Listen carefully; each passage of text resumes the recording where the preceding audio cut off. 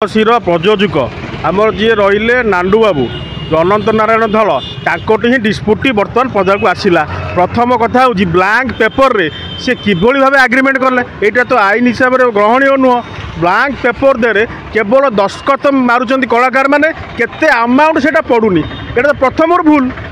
बाकी रहा जो कलाकार डिस्प्यूट मान होची कलाकार संघ मालिक संघ एम कौन खाता खतियार ना एम समस्ते एकाठी गोटे मिलित भाव बसी केमी तार समाधान हो पार भितर चिंता कले आर विकल्प जिनस बाहरी पार।